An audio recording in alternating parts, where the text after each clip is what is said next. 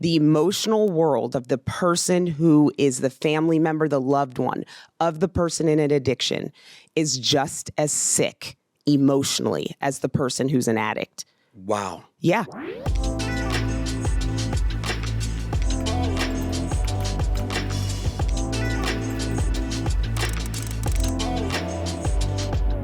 You are listening and partaking in the 2=1 Marriage Podcast with XO Marriage. And we're about to get into episode 2 of season 2.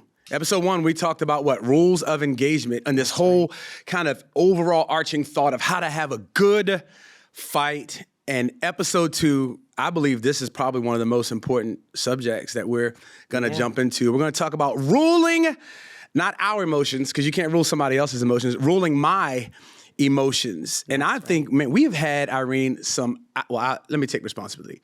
I have had some emotional outbursts in our marriage a lot in the beginning of our years. I mean, we just celebrated 24 years of marriage. That's right. I'm so glad that these are like old fights and like old stuff that we can talk about, laugh about. Exactly. I'm not trying to bring up pain, and all that kind of stuff. But when I get mad, I cuss. When I get mad, or when I used to get mad, I used to punch holes in the wall. When I used to get mad, I used to leave. I used to do some crazy stuff that all of our listeners, I talk to so many couples and they're like, yeah, I don't know how to manage my anger. I don't know how to manage my guilt. I don't know how to manage my shame. All of these different things. I remember a time I didn't manage it very well. Actually, you were at rehab. That's right. Tell the listeners crazy. Well, my issue in managing my emotions has always been shame. I hide. I completely hide and shut down when I feel embarrassed, when I feel, I've done something wrong or what have you, made a mistake. So shame, shame, shame. So I don't want to let anybody see how bad I feel about myself because when I'm in shame. So I was in rehab. For those of you who don't know our story, 7.5 years ago, I hit rock bottom. First of all, pause. Are you sober right now? How many years have you been sober? 7.5 years of give sobriety. God some praise. Yes, Come on, I 7.5 celebrate years. that. And you cute too. I have no shame in my game for that because I have overcome shame. Now, back then, I was still in my shame, and our interactions were ruled a lot by our emotions. And you would feel frustrated and angry, and the way you would communicate it did not line up with what you really felt. No, it's what I felt in the moment. I just didn't know that there was stuff under that feeling. But I was like, I just was mad. I was angry. I was angry, man. So let me just tell the situation. Okay, the situation was, here I am in rehab. It's family week. I'm about 3 or 4 weeks into my recovery journey. I still have not admitted that I'm an alcoholic because the shame had me bound, and I literally did not want to say it out loud because I felt like I am bad if I said it out loud. Family week, you're still pressing me, trying to get me to admit my alcoholism, because if you felt like we could work on our marriage if you would admit that I had an issue first. Well, we were at lunch, and the counselor specifically told us talk about news, weather, and sports. Nothing deep at lunch. Because we were in those sessions for so long, and I was like, so many I hours. wanted to fix you. Yep. And we were having lunch, and you were like, so are you ready to admit you're an alcoholic? And I'm like, what? Like, were you not listening to the whole day of training and, about addiction and da-da-da? I'm not there yet. Yeah. And you got up, literally the chair went flying from behind you. How many people are around?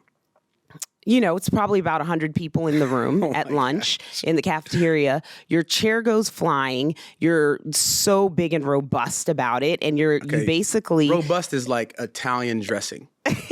Are you talking about No, it's loud, obnoxious. There you go. Okay. Yeah. And you called me out of my name. You called me the B word and said, you need to admit you have an issue. Wow. And you literally stormed out of the cafeteria, created a scene. It was so embarrassing. Yeah.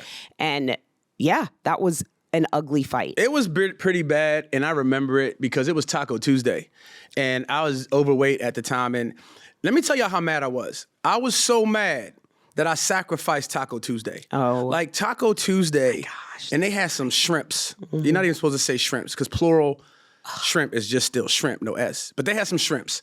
And it was Taco Tuesday, and I had gone to the taco bar, made my taco, and all of a sudden, I got a taco on my left hand, and I had a fork with some rice in my other hand, and I wanted you to admit that you was, an alcoholic. But I wasn't ready to admit that I was overweight, that I was dealing with pornography. I just wanted you to say it. And let me tell y'all how mad I was. I was so mad that I was hungry. Like, that's mad for me. Like, because food was my thing. No, because what I'm saying is I left hungry. I remember right now, I'm still angry that I didn't finish that meal because it was Taco Tuesday. And for all of y'all who don't like Taco Tuesday, y'all just haven't had good tacos. But anyway, I was emotionally a wreck. I was not ruling my emotions, which is this whole topic in this episode is ruling our emotions. My emotions were ruling me. My anger was ruling me. My fear was ruling me. My discouragement was ruling me. And if we're honest, many of our listeners, they are today right where I was back then 7.5 years ago. We are allowing our emotions to rule us rather than us ruling our emotions. Yeah. And you know what, Jimmy? We get so many questions and emails and messages where couples are asking us.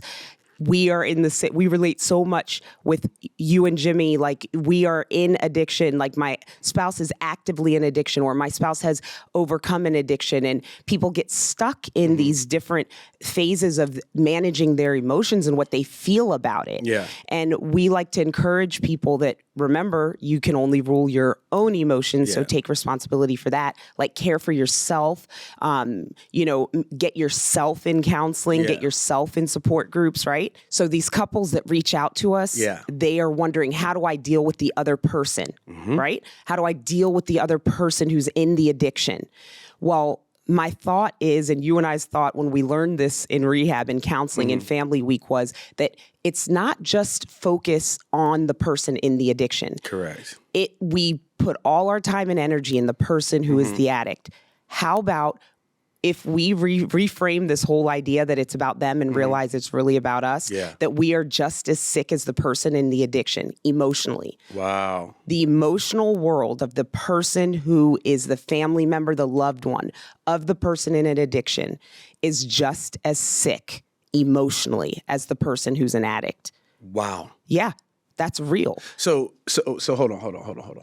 So we can take this out of addiction because couples just do this when they think their spouse is wrong and they're not. Couples do this when they think, their spouse has the wrong answer and they have the right answer. And now it's, you're making me. Like, you're doing this to me. You're doing all of this stuff. And so when we talk about emotions, we have to have a baseline understanding that is even being emotionally unhealthy. Saying that someone else controls what goes on inside of me. And we've learned this in ministry, that you cannot be spiritually healthy until you're first emotionally healthy. You can't hold on to physical health until you first can hold on to emotional health. That's right. Like, how important is, what is emotions? Like, what is this emotional intelligence thing? Yeah, like, people don't realize that our emotional world matters. It matters to God. God created emotions to be signals for us to do something with whatever it is the emotion is experiencing. So joy, we're going to laugh, we're going to smile, our body's going to react, right? That's one of the easier emotions to express. Unless you're experiencing depression, then it's harder for you to find joy, right? So, but when we experience shame was meant to trigger us to change our behavior. Shame was meant, when we experience the emotion of shame, we feel humiliated, a little embarrassed. Oh my gosh, let me alter my behavior so that I don't but behave in a way that's going to hurt me or someone else, bring resentment, embarrassment, humiliation to the situation, the family. Wow. So emotions have a purpose. Yes. To trigger us to do something about whatever it is we need to take care of, we need to handle. So when we are feeling angry, we are feeling motivated to go address something, right? Problem is, we do it out of moderation. we don't regulate our emotions. No, we don't. So we're all or nothing. We're all over the place. You know, you and I both have ADHD. Yeah. We're a family of ADHDers, right? And we're, not First of all, I ashamed of appreciate it. you letting everybody know. We're proud that of I'm on it. medication. Right. Yes.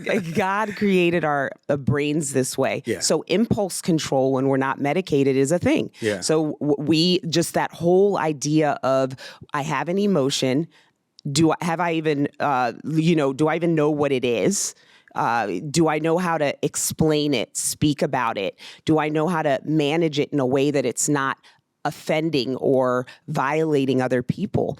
And then vice versa. Am I empathetic and compassionate towards other people's emotions and feelings? And do I know what to do with them? Correct. And that's in the marriage. If we don't have emotional intelligence and awareness, Yes. then we are going to struggle. So what I have discovered, babe, is like for us, my emotions, they were ruling us. They were ruling me. They were ruling our house. They were my outbursts, my anger.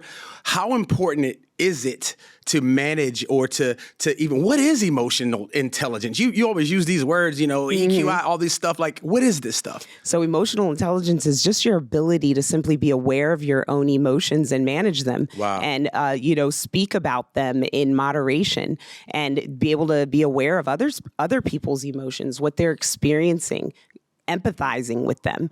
And so you could see how that would be so important in a marriage. If we can't touch and feel our spouse's emotions and respond to them effectively, our spouse isn't going to feel loved. So emotions aren't bad. They are not bad. So And they're not weakness. they're not weakness, guys. Right? Emotions, well, I can't cry. I don't cry. So many guys say that. You're Well, a I don't crier. cry. Well, that means you got anger issues, right? Like, so, but I think it's important for us because a lot of us, even if we go back to the last episode talking about our fight origin, we have emotional origin, like telling you it's not manly to cry, or it's not manly to show your emotions, or, you don't forgive until people say, I'm sorry. Don't let people see you hurt. I have found in our marriage through you and through you showing me grace, if we were talking about ruling our emotions and we were putting this in, what do I need to do to rule my emotions? Number one, we need to manage it. Emotions are meant to be managed. They're not meant to be tucked away. They're not meant to be disregarded. They're not meant to use them as a weapon against your spouse. Emotions are meant to be managed. And here's the thing about this. You cannot manage your spouse's emotions. Like, you can't manage my emotions. You can't say, you need to deal with your anger. No, I do need to deal with it. I need to deal with my anger before I come into a situations where I'm triggered, where the anger comes up. That's right. And so managing my emotions is inner work. Managing my emotions takes time to reflect. Managing my emotions is asking God in my prayer, which we talked about in the rules of engagement, is like, God, what am I feeling right now? What am I feeling right now? And so I think for me, especially because, me being, if you will, the spiritual head of our household, whatever that means, right? I think it's important. I realize I set the tone. I set the tone in our marriage because of my outbursts of emotions. Because they literally, and it's not a man thing. Some women are setting the tone because of their unhealthy emotions. You're right. We cannot allow unmanaged emotions to set the tone for our homes. That's right. You got to check your emotions or you'll check out eventually. If you So don't, hold on. Say that again. if you don't check in with your emotions, you'll eventually check out. That's so good. Because what happens is naturally you're going to numb. When we numb stuff and don't express and talk about our emotions, we end up covering them up, and they're still there. They're still on the inside. They're waiting to come out. Wow. And we're stuffing and numbing them, thinking that if we pretend they don't exist, maybe they'll go away. Wow. No, they're still there. God created them So they don't for go away. a reason. You They gotta don't deal with go them at away. some point. At some point, if you do not check in, you will check out. Wow. What does checking out look like? You're unhealthy. You're completely disassociated, disconnected from God, and disconnected from the people you love. Wow. Because you are not touching your emotions. We were made in his image. He created emotions for a reason. I think one of the things you said that I think our listeners need to hear is because it's easy to pinpoint unruly emotions when they're loud. Yeah. Right? But also unruly emotions can be shutting down. It can be stonewalling. It can exactly. be, well, I just don't want to disturb the peace. And we know that peace for the sake of peace isn't peace. Peace for the sake of peace turns into resentment. Now, you were the one in our relationship through the years that would just go silent and you would have all these feelings and you would stuff and numb. And then because you didn't manage your emotions started managing you. And that's when like alcohol and stuff came in. I started medicating to temporarily relieve the pain of all of the pent up frustration, all of the words and resentment I had towards you because the resentment I had towards you because of the words I never expressed.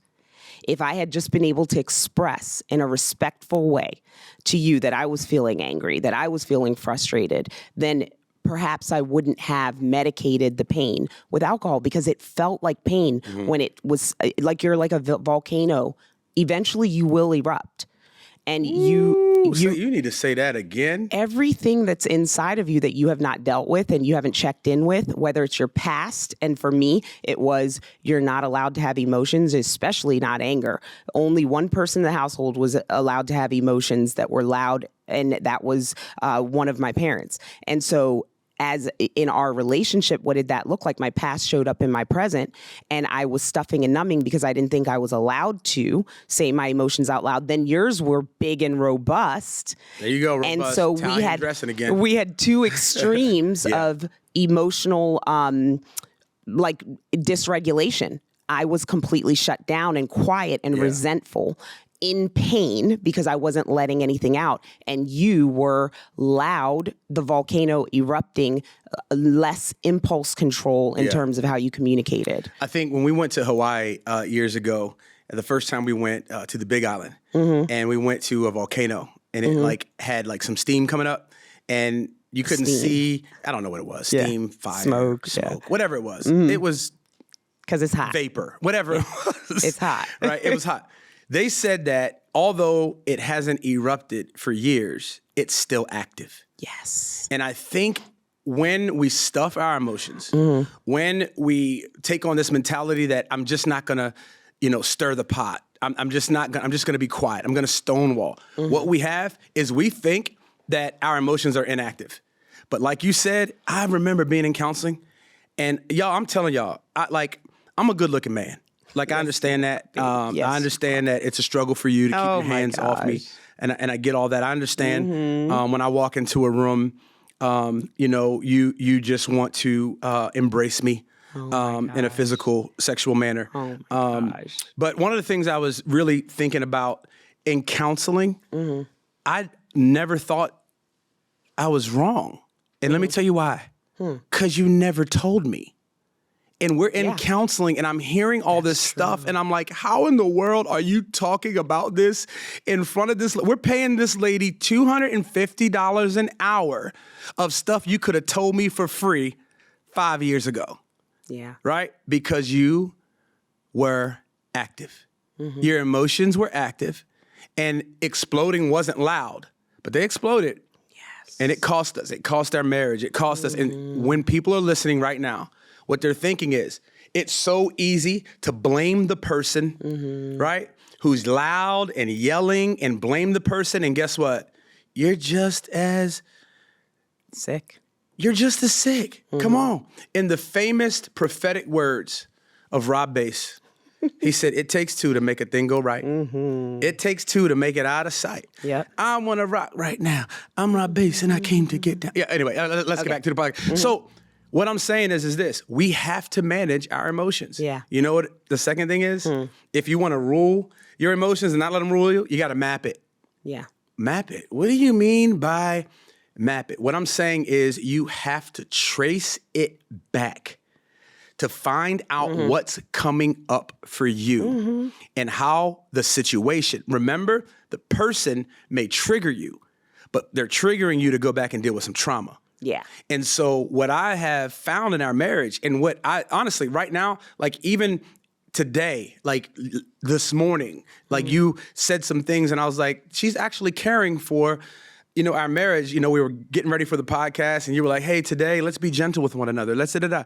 And before, I would have taken that personally, like, well, I'm being gentle now. But when you said that, I mapped it.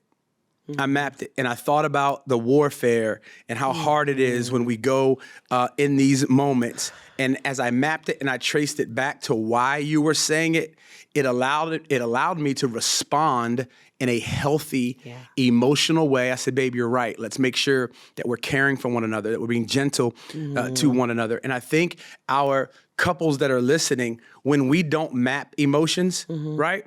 We make up about the person that they're doing something to us because we haven't mapped it back and asked God, what does he want to do in us and through us in this moment? And so I want to say it this way, and then I want you to take this map point. I have discovered that emotions are intuitive indicators that lets us know that something from our past wants to be healed if we trace it and map it back to that moment. Don't allow the moment that you're in to be the moment. Go back and deal with the trauma moment. Go back and deal with the other moment, the other relationship. When something comes up for me, it is an indicator that right now it's safe enough to heal. Right now it's safe enough to mend the wound. And so mapping it is so important. So but you can't map something unless you know what it is. What am I mapping? Am I mapping anger? So you have to label the emotion that you're feeling. So many of us, studies actually show that majority of people don't know how to label an emotion. Yeah. Growing in your emotional intelligence is actually being able to become aware of what you're feeling and then put a label to it. And so when we're mapping, we may get triggered by something. Okay, I got triggered by my spouse. I pause, I stop. What am I feeling on the inside? Ooh, I'm feeling shame. Where did this come from?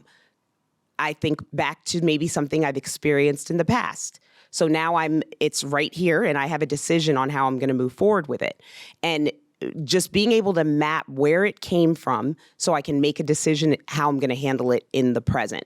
Wow. Versus always being triggered and going back and reacting out of an old experience versus a present experience. Like, you shouldn't have to pay for all of my wounds that were created by other people. Wait a minute. Yeah. Say that again. You shouldn't have to pay for the wounds from my mom and my dad and all my ex-boyfriends. Like, you don't have to pay the price for the pain that was inflicted there. If I'm aware and can label that I'm feeling shame or pain when I heard you say a certain word, when I got triggered, now I can actually take responsibility and be like, oh my gosh, I need to heal that part of me.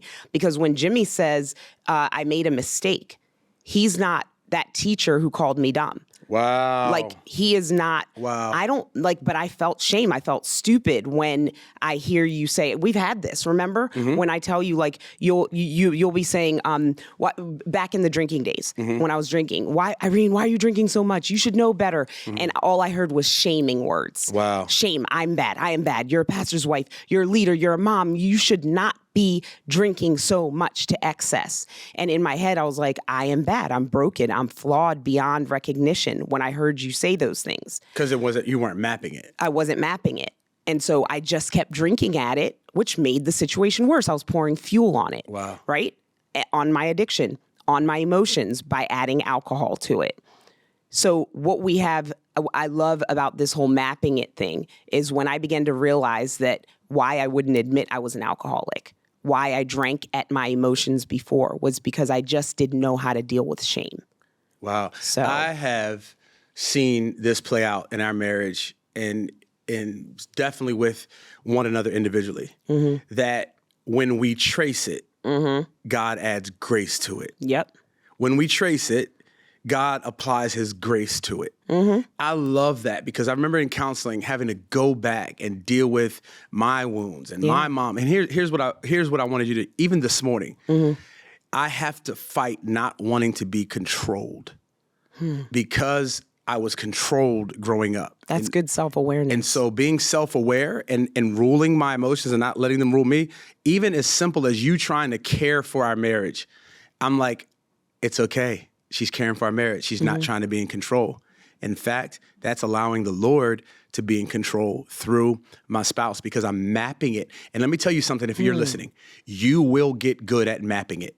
Because you're realizing, when you realize your spouse is a mirror, everything that you're feeling, it's to heal something in you, not to hurt something in you. And if you could reframe that, Come on. There's such power in it. Come on. So I triggered something in you.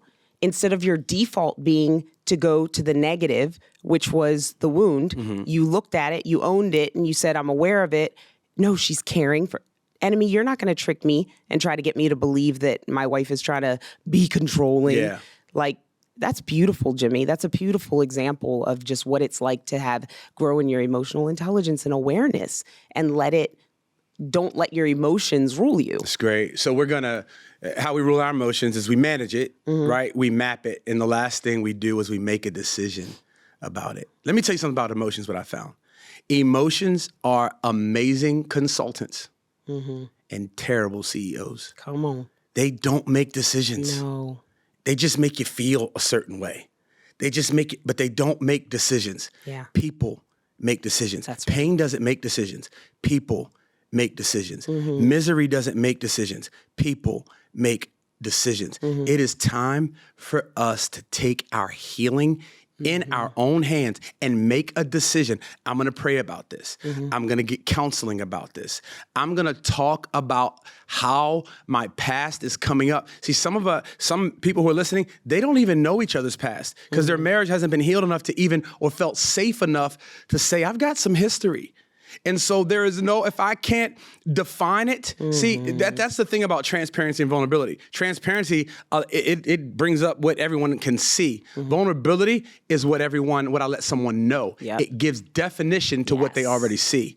And if you can't talk about history in your relationship, you can't give definition to why you're not crazy.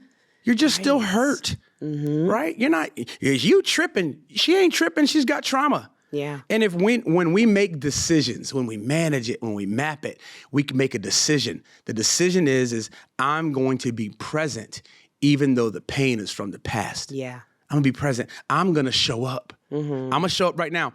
In that cafeteria, I didn't know how to manage it. I didn't know how to map it. What I felt was out of control. What I felt was disrespected. What I felt is that I didn't want to do the work. I was hurting so bad. Come on. I sacrificed Taco Tuesday. Yes, you did. Come on. You're so And let me tell y'all something. We got to make decisions. Yeah. The decision is I'm going to show up. I'm going to be present. The decisions are I am going to allow my spouse information on what's hurting me internally right now. I'll never forget. It could have been one of our bad fights. I was trying to get at the dog. The dog had went to the bathroom in the house, and I went to go get the dog, and I yelled and I cursed at the dog, and I broke the coffee table trying to get to the dog, and you went in the corner in the fetal position, and I looked over, and typically I would have yelled like, I don't know why you're doing that, because I would have felt out of control, right? But because you had given me definition, because you had mapped it, you traced it, that every time you get loud, I feel the abuse that had nothing to do with you. I was able to care for you in that moment, right? Yeah. And me being able to care for you in that moment brought me to be able to make a decision that your heart was more important than the emotion that I had in the moment. I was angry at the dog, but your heart was more important. Guess what? Settle down, Jimmy. Be the tangible hands and feet of Jesus. I wish I had this in the cafeteria, but I thank God for his grace and his mercy. That's right. Many people have jacked up their lives, babe. But his grace, when you trace it, you can add his grace to it. So good, Jimmy. That's so good. You're so smart. You're so brilliant. I love the way you communicated that, because when I think about those moments, I think about how in that moment, we both had a decision to take something personally or not. So when you were after the dog and it made that crashing noise and it triggered me back into PTSD mode, I went into fight, flight, or freeze. I froze in that moment. And you had a decision. Am I going to take this personally, how she's responding, or I'm going to care for it? You decided to care for it. And your gentleness brought me into the present where I could make a decision in my mind. Irene, you are not in the past. You are safe. And anybody with PTSD and who has been through trauma and has been through therapy understands what I'm saying when I'm saying this. By you caring for me in that moment and being gentle, I came back into the present. This is not personal. Jimmy is after the dog. Wow. It has nothing to do with me. I'm safe. My kids are safe. Everybody's safe. I came back and I came out of being frozen, and you healed me in that moment. And you know what? That explosive moment in rehab when we were on family week, in that moment I was challenged. Is this personal? Am I bad feeling shame? I took the emotion of shame and I practiced what they were just teaching me. Wow. In rehab. I'm so grateful for rehab. I learned so much. Like, I had a choice to take personally the names I was being called, take shame and say, I am bad. But what I did was I said, this is not personal. Wow. That's my turnaround word. This is not personal. He's experiencing anger. He's allowed to be angry. I have lied to him about alcohol. I have hurt his heart. Wow. So the counselors then took us through this whole process of what's really going on. Irene, you're looking at a whole lot of anger on the outside of Jimmy. But if we map it and you make a decision to not take it personally, you can actually be a part of caring for the pain he's feeling when he feels abandoned by your drinking. Wow. And so when I began to say, you know what, Jimmy, I'm so sorry. I know how important it is for you to feel me validate that I have a problem with alcohol. I can see how much pain I have brought you in my abuse of alcohol. I am so sorry. Wow. Like, that's how I cared for you and brought you into healing. I think it is amazing that in that moment, just the reciprocal nature of me managing it, you were able to manage yours. It was like I was sewing, managing it. Yeah. If you are listening, when you manage your emotions, it gives your spouse permission to manage theirs. And guess what? Then you begin to map each other's emotions. Yeah. And you begin to make decisions not about the moment, but about the moment that God wants to heal. Let's stop allowing our emotions to rule us, and let's start ruling our emotions. Yeah. Manage it, map it, make a decision about it. And I'm telling you right now, you will find your marriage equation one of love, laughter, and longevity. 2=1 Marriage Podcast. Yeah. We have show notes, and you're going to find the 8 core emotions in the show notes. And we want you to really study these, embrace these. Remember, our emotions aren't meant to be stuffed. They're meant to be managed. Babe, you want to say anything? Yeah, I just want to encourage couples, go out on a date night or take 15 minutes when you get home from work and just look at those 8 core emotions, put them up on the refrigerator if you have to, and just start saying, you know what? I felt joy today when you fill in the blank. I felt anger when, and it's like you get kind of better at labeling them when you weren't so good at it. That's great. I'm really helping out those people out there that are like me, who just did not have any emotional literacy and just want somebody to tell me how this whole sharing your emotions things work. It takes 2 to make a thing go right. That's right. It takes 2 to make it out of sight. Yeah. I want to rock right now. I'm Jimmy Rollins, and I came to get down. 2 equally crazy people, equally committed, will make a marriage made one. 2=1. I love you, babe. I love you. Next time on the 2=1 Marriage Podcast, God wants to heal our past. That it's important for us to remember the hurts, the habits, the hang-ups from the past. And in Romans 8:28, it says that he works all things, not some things, not just the things that aren't painful. He works all things together for our good. We want you to tune in to XO Marriage. Everything XO Marriage. They can go to our website. Guess what? They can sign up for Mastering Marriage. Yes. Where they get 2 what?